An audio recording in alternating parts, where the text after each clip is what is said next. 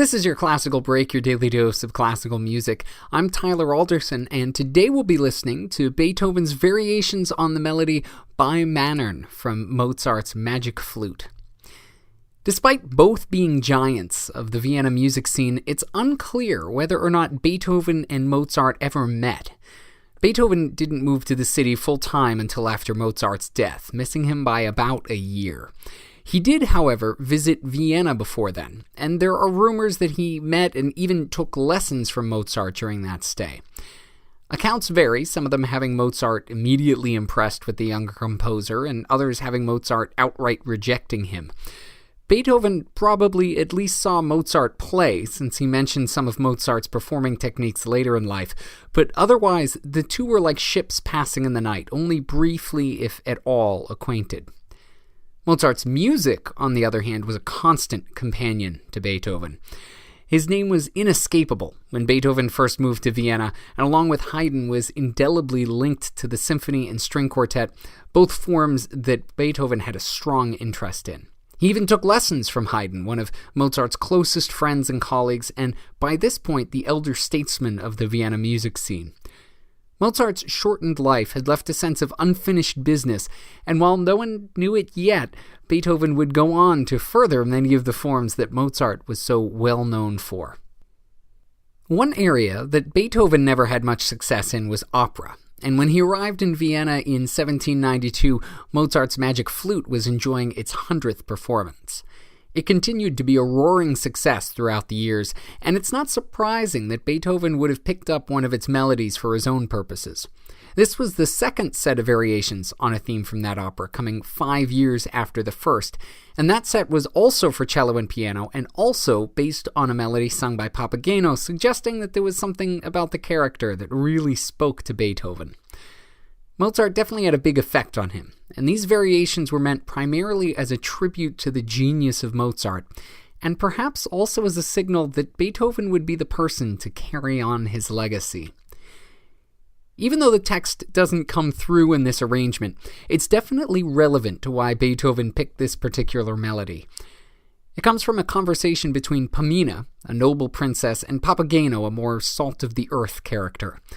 They're talking about love, and conclude that there is nothing nobler than a man and a woman in love.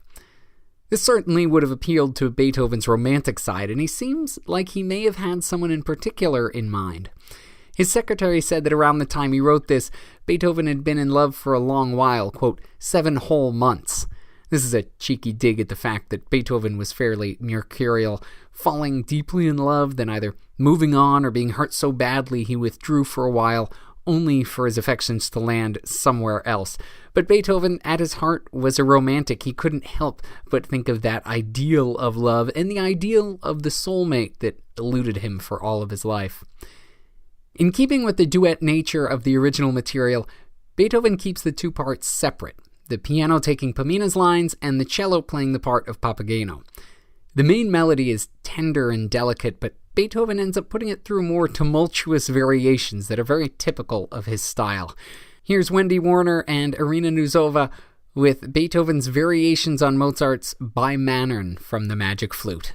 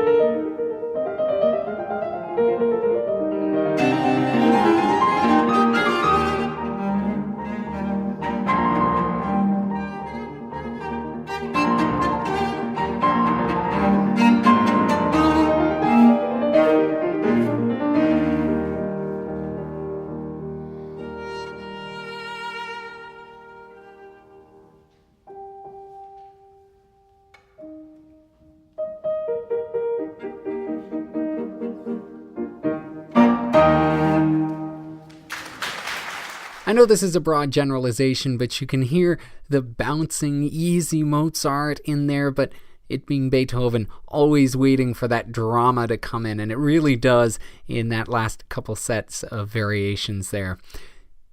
Thanks to Irina Nuzova and Wendy Warner for putting that up on the web, along with the Isabella Stewart Gardner Museum. You can check out a ton more of their recordings on their website, gardnermuseum.org. And thank you for listening. If you have the chance, please rate and review this podcast wherever it is that you're getting it. I'm Tyler Alderson, and next week for your classical break, we're going to be listening to Moszkowski, Debussy, and we'll start things off with C.P.E. Bach and his variations on the Follies of Spain on Monday. I'll see you then.